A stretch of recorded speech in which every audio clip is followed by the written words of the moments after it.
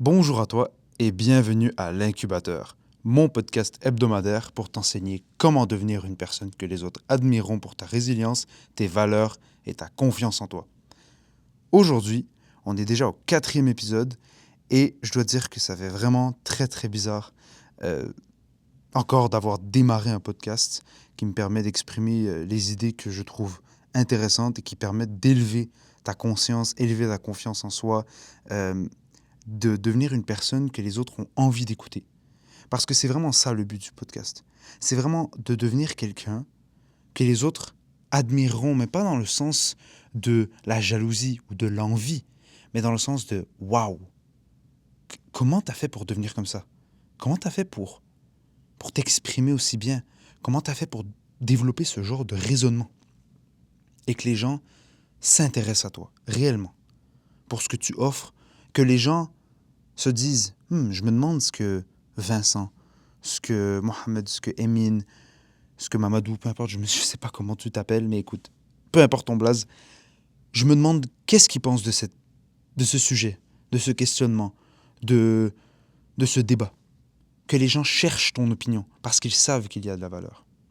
Et vraiment, bon, c'est pas pour me jeter des fleurs, un peu quand même, mais c'est quelque chose que depuis les dernières années se produit de plus en plus. En fait, lorsque j'ai des conversations avec des gens, on vient en fait me demander mon opinion. Parce qu'on sait que je suis déjà je ne suis pas achetable. C'est-à-dire, j'ai pas des opinions qui sont basées sur quelconque conflit d'intérêt que j'ai avec quoi que ce soit ma religion, que ce soit mes parents, que ce soit ma mentalité, etc. J'ai pas non plus de débat et de sujets que je ne suis pas prêt à aborder. Pour moi, avoir un sujet qui est fermé, c'est un signe de faiblesse mentale, on va dire. C'est un signe que tu abandonnes, que tu n'es pas ouvert à t'améliorer, en fait. Que tu crois avoir déjà atteint le sommet. Et bien sûr, il y a des sujets qui sont plus compliqués que d'autres à aborder.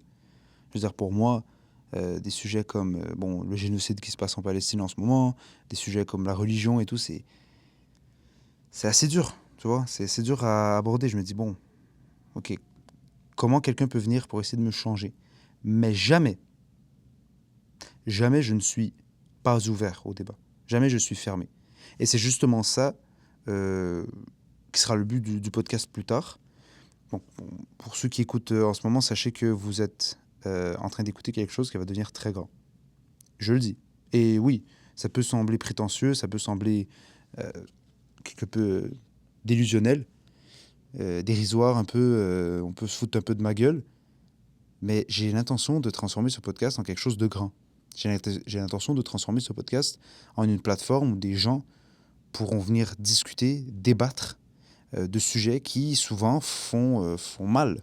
Tu vois, souvent ça blesse des personnes parce que les personnes sont trop devenues attachées à leurs idées. C'est devenu leur personnalité.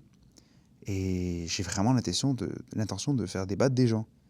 Pas juste amener deux personnes qui sont supposément, comment dire, opposées dans une conversation, mais qu'en fait les deux sont juste là pour défendre leurs propres intérêts, qui n'ont rien à foutre en fait de défendre leurs idées, c'est simplement venir pour se donner une impression d'être quelqu'un qui, qui a quelque chose à dire, qui a quelque chose d'intéressant à dire, et souvent ça part en insulte. Vous savez exactement de quoi je parle. Tu sais exactement de quoi je parle. Quand tu écoutes les débats avec tes parents à la télévision, à, je sais pas, CNews, à BFM TV, ou pour les Canadiens qui m'écoutent à LCN, à TVA, avec la Joute ou les émissions de merde, où tu as trois personnes de gauche qui vont débattre sur un sujet alors que les trois ils sont d'accord, mais sur les détails, ils sont pas trop d'accord sur le mot à préciser dans cette loi qui pose problème. Ils vont donner l'impression d'avoir des avis divergents alors on s'en bat les couilles. Qu'est-ce qu'on s'en bat les couilles? Même chose, ils vont amener une personne de gauche, une personne de droite. Mais en fait, ces deux-là, c'est des politiciens qui sont grassement payés par le peuple, qu'ils méprisent bien sûr, euh, et qui en fait vont simplement se serrer la main à la fin du débat et vont retourner dans la même voiture conduite par leur chauffeur, qui bien sûr aux frais du contribuable, donc aux frais du peuple. et vont retourner dormir dans leurs appartements de luxe. Et ils n'en ont rien à foutre de vous, genre vraiment. Voilà, ça, c'est vraiment un sujet pour un autre débat. Mais quand je veux amener des gens qui vont discuter entre eux, qui vont soit débattre, soit amener des idées nouvelles, ou simplement montrer des accomplissements, je veux que vous soyez capable de voir qu'on peut avoir des conversations saines, même si on n'est pas d'accord. Que c'est pas obligé de virer à l'insulte, que c'est pas obligé de virer à la méprisance, de considérer l'autre comme une espèce d'abruti, et de nous voir au contraire comme quelqu'un d'illuminé, quelqu'un qui a tout compris. C'est pas le but. C'est pas le but. Le but, c'est de vraiment voir que l'autre a des raisons de penser ce qu'il pense, et que vous avez des raisons de penser ce que vous pensez, et que les deux, vous pouvez sortir du débat, non pas en ayant convaincu l'autre, mais en ayant simplement appris et peaufiné votre pensée en la mettant à l'épreuve. Vous savez, un peu comme une épée qu'on doit affûter. Eh ben, pour affûter une épée, pour tous mes forgerons qui m'écoutent, il faut la taper. Il faut la mettre à l'épreuve. Il faut la taper, la faire mettre dans le feu et tout. T'inquiète, j'ai écouté 2-3 épisodes de Game of Thrones. Je sais de quoi je parle. Alors, une leçon que je peux donner aujourd'hui sur le thème du débat, que je maîtrise quelque peu, c'est une leçon que j'ai mis du temps à peaufiner pour qu'elle soit la plus compréhensible possible. La plus compréhensible possible, ça se dit super bien. Et qu'elle soit la plus applicable dans un contexte, pour que vous soyez capable de la voir dans le monde réel. Et vraiment, c'est une façon de voir les opinions données dans des débats qui a complètement changé ma vie. Oui, j'exagère à peine. En fait, c'est le concept des opinions cuisinées et des opinions congelées. Alors, ça sonne bizarre. C'est comme ça. Ça sonne... le mec, il est fou. Il compare la cuisine avec le débat. C'est super. Mais écoutez-moi bien. Écoutez jusqu'au bout. C'est important. En fait, le débat, c'est comme la cuisine. Vous avez 2 options lorsque vous voulez manger.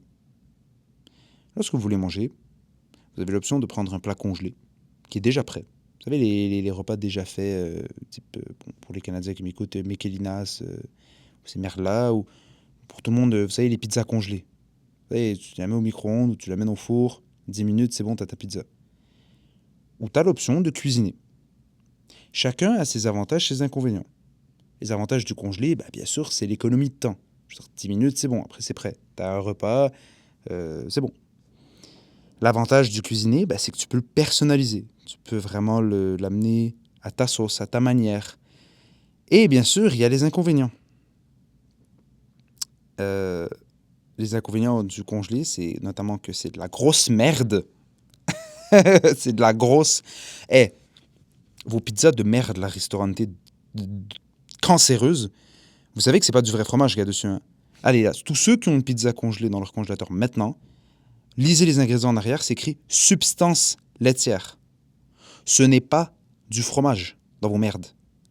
C'est substance laitière modifiée ou substance de fromage ou une merde comme ça. Substitut de quelque chose. Ce n'est même pas du vrai fromage qu'il y a sur vos pizzas de merde. Pour faire une pizza au fromage avec 3 ingrédients de base, et vous en ont foutu 25.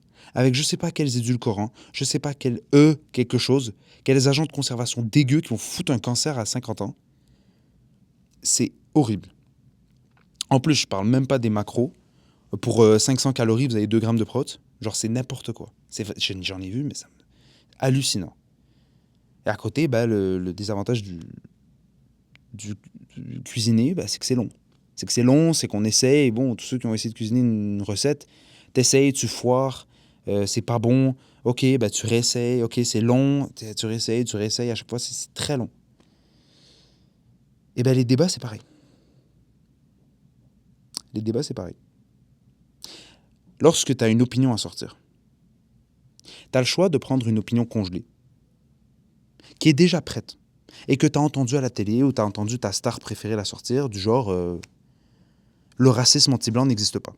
Point. Donald Trump est un raciste. ou un enculé, ou ce que tu veux, quel terme, un misogyne. Il faut laisser tous les immigrants rentrer.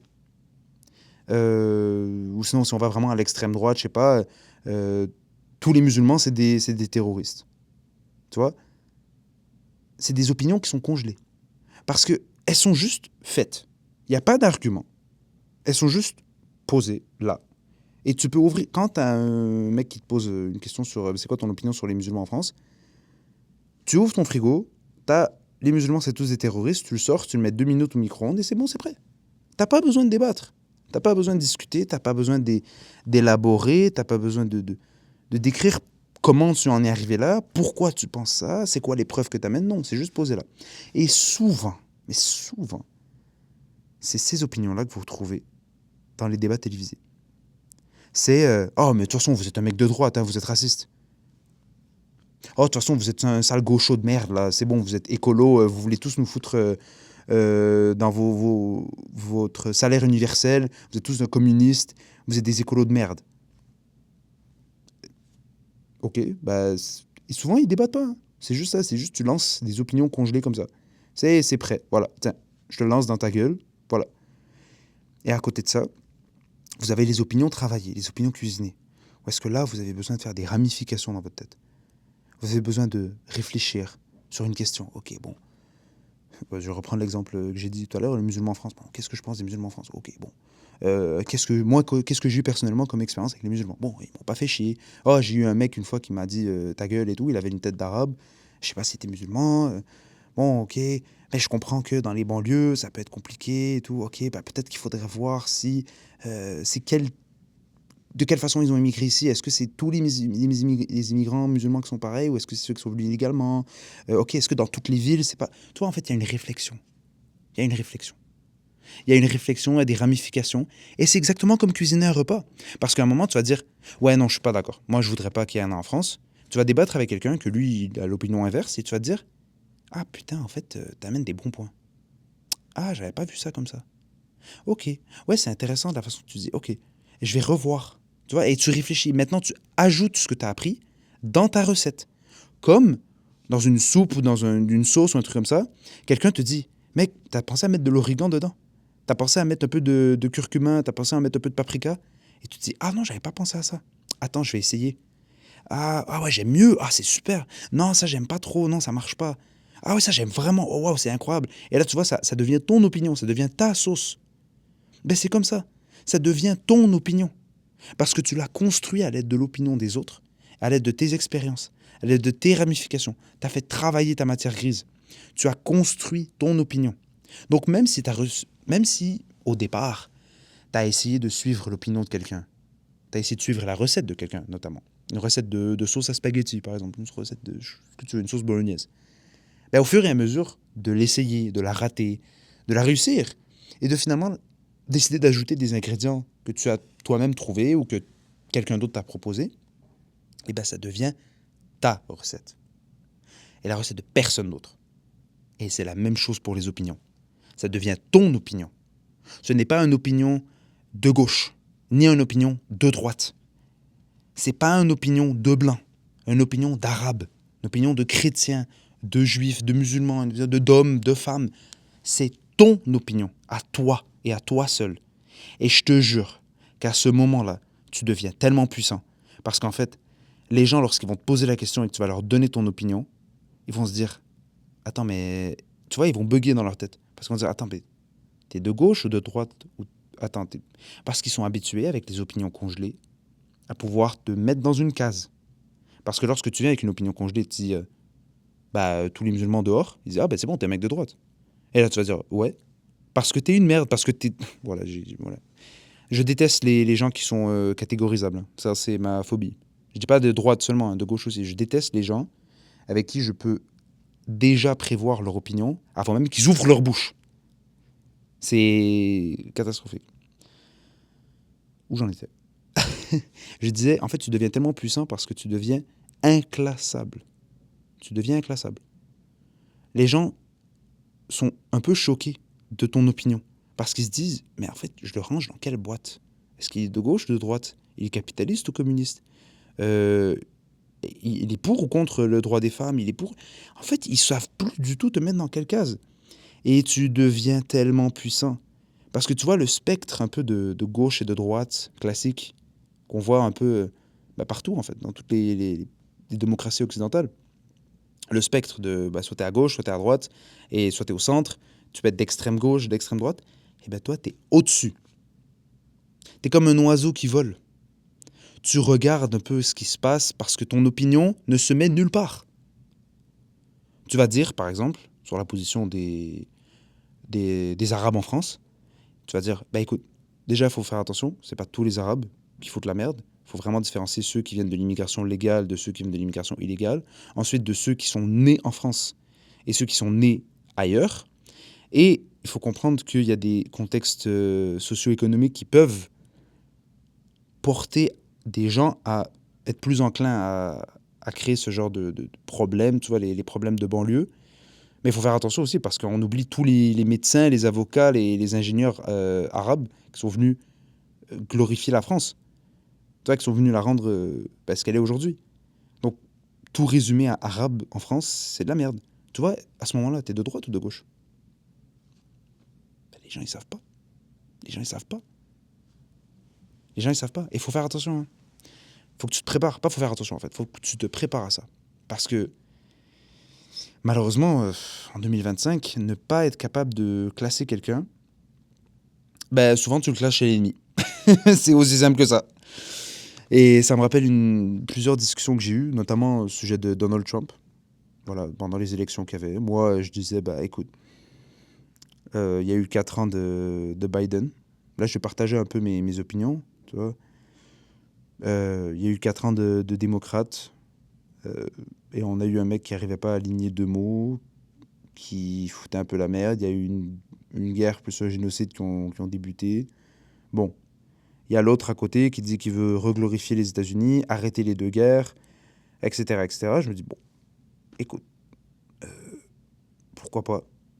Mais en même temps, je vais pas commencer à le supporter parce que, encore une fois, il supporte Israël, comme les deux, tu vois, parce que les deux ils sont supportés par AIPAC, mais bon, là, on va pas rentrer dans les détails.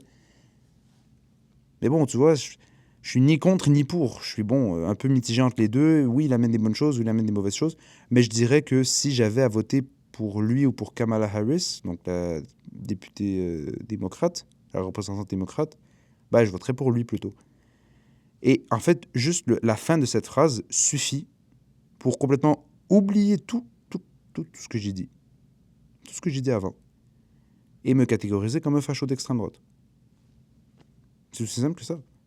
Parce que les gens vont venir avec des opinions congelées, ils vont dire ouais, mais t'en fais quoi de moment quand il a insulté les femmes? Ouais, mais t'en fais quoi du fait qu'il a dit grab them de pussy?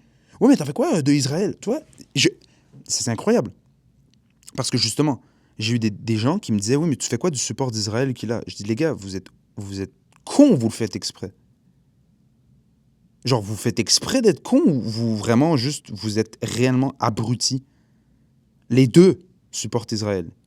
Les démocrates et les républicains. Pourquoi est-ce que vous me chiez dessus à propos de Trump qui supporte Israël quand l'autre fait exactement pareil? Et tu vois, à ce moment-là, les gens bug. Les gens bug parce que l'opinion congelée qu'ils ont essayé de me sortir ne fonctionne pas. Et ils en ont plus. Ils regardent en arrière, dans leur réfrigérateur, et disent « Putain, j'ai rien pour contrer. » C'est complètement fou. Laissez-moi vous donner un autre exemple aussi. On est déjà à 20 minutes de podcast.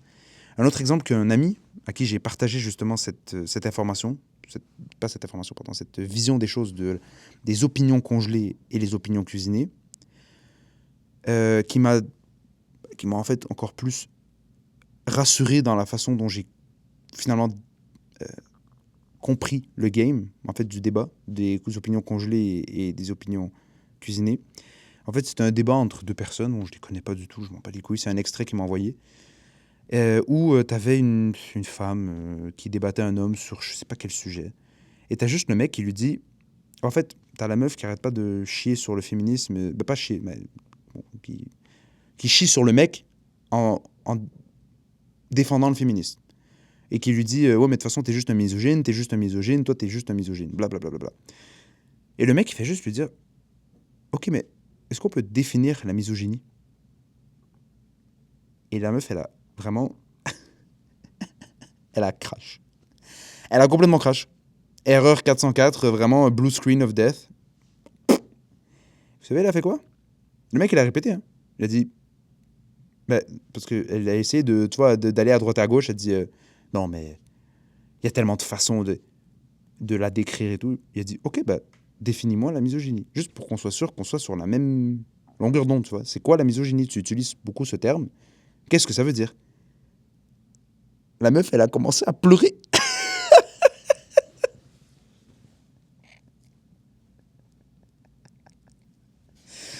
Elle a commencé à pleurer. C'est complètement fou. C'est complètement fou. Ça, c'est le truc le plus extrême que j'ai vu. Je dois dire, j'ai jamais eu personne qui pleure devant moi par rapport à une opinion, quoique ça a été très proche une fois. Vraiment, c'était... bon, c'est une histoire que je raconterai peut-être une autre fois. Mais on avait un débat sur un sujet. Moi, j'essayais d'amener tu vois, des opinions et tout, des trucs plus... comment dire? Plus logiques, pas d'aller sur l'émotion. Et elle a commencé à pleurer. Je lui ai dit, bon, ben, je pense qu'on va arrêter ça maintenant parce que ça fait bizarre. Mon but, c'est pas de te faire pleurer non plus. J'ai pas dit, t'as gagné. Hein. J'ai juste dit, bon, on va arrêter ça parce que c'est très étrange. Mais elle, dans l'extrait, elle a pleuré. Donc vous voyez, en fait, la puissance des opinions congelées que ça a sur certaines personnes. Ce n'est que ça qu'ils ont. Et ils n'ont que des opinions congelées. C'est fou parce que, en fait, le concept des opinions congelées, c'est comme pour la nourriture congelée, déjà préparée, un peu, le fast-food. C'est que oui, c'est bon, oui, c'est rapide, mais au long terme, c'est vraiment catastrophique. Sur le corps, sur la mentalité, sur les hormones et tout. Et même chose pour les opinions congelées. Au long terme, si tu n'as que des opinions congelées, que tu ne recraches que des opinions que tu as déjà entendues, sans te demander d'où viennent ces opinions, comment elles ont été réfléchies, quelles sont leurs applications réelles dans le monde réel, est-ce que ce que je pense, je suis capable de prouver avec des faits réels, ou est-ce que c'est qu'une utopie, un truc théorique? Bah en fait, quand tu réfléchis pas comme ça, et quand tu réfléchis que par « Ah ben, j'aime cette opinion-là, j'aime comment elle sonne, ça me rassure dans ce que je dis et dans ce que je pense, et ben je vais l'utiliser. J'en ai rien à foutre qui l'a dit, ni comment ça a été pensé, ni si c'est même vrai, même si c'est vrai. Juste, je vais le jeter parce que c'est une arme qui est efficace, qui est forte, et c'est tout. Et ben ça te rend bête, ça te rend stupide, et ça te rend surtout vulnérable aux gens qui ont des opinions cuisinées. Puisque eux, lorsque tu vas leur donner une opinion, ils vont te le prendre, comme un plat congelé, ils vont le regarder, ils vont dire « Ok, mais c'est quoi qu'il y a dans ça? Est-ce que tu peux me l'expliquer? Tu vois, ton plat de congelé de merde, là, ta pizza congelée de merde, tu peux m'expliquer comment elle a été faite? Parce que moi, je peux t'expliquer, hein, ma sauce, je peux t'expliquer de A à Z. De A à Z. Je peux t'expliquer comment j'ai pensé ça, pourquoi ci, pourquoi ça, qu'est-ce que ça amène, qu'est-ce que ça implique, les preuves que j'ai, etc. Alors qu'une opinion congelée, ben non, t'es pas capable. Et ben voilà, tu perds le débat. Et t'as l'air bête. T'as l'air bête devant tout le monde. Alors c'est drôle quand c'est entre deux personnes. Par contre, c'est moins drôle quand c'est dans un podcast, comme notamment l'extrait dont je parle, qui est potentiellement une des raisons pourquoi la fille a pleuré. Peut-être qu'elle s'est dit, putain, je suis devant 1000, 2000, 10 000, 15 000 personnes qui me regardent en direct et j'ai l'air d'une conne. Et surtout en plus que le mec à côté, j'ai pas dit qu'il a raison. Hein. Genre, je sais pas lui c'est quoi son opinion. Mais en tout cas, tu lui fais avoir l'air beaucoup plus intelligent. C'est incroyable. Vraiment, ce concept-là, des opinions congelées et des opinions cuisinées, vous devez l'intégrer dans votre vie. Et vous devez surtout repérer lorsque vous dites quelque chose. Parce que ça arrive que vous ayez des opinions congelées. Lorsque vous dites quelque chose, il faut que vous vous dites, est-ce que ce que je dis, c'est une opinion congelée ou est-ce que ça vient vraiment de ma propre source de travail, mon propre raisonnement, de mes ramifications mentales. Est-ce que je suis capable d'expliquer d'où vient mon raisonnement et comment j'en suis arrivé là? Si oui, c'est bien. Sinon, soit vous jetez l'opinion, vous dites, ah ben, il faut que je recommence, il faut que je me crée une nouvelle opinion, ou vous essayez de la travailler. Vous dites, bon, cette opinion-là que j'ai sur les études, sur les femmes, sur la démocratie, peu importe, eh ben, il faut que je sois capable de l'expliquer. Il faut que je sois capable d'amener des preuves, il faut que je me renseigne, etc. Alors j'espère que cet épisode sur les opinions congelées et les opinions cuisinées t'aura plu. N'hésite pas à me suivre sur mes réseaux Instagram, safe.badruddin, sur Instagram et TikTok et YouTube. Et si tu écoutes sur YouTube, n'hésite pas à écouter ce podcast en audio sur Spotify et Apple Podcasts. Et je te dis à dimanche prochain pour un prochain épisode. Sur ce, cherche la difficulté et bonne journée à toi.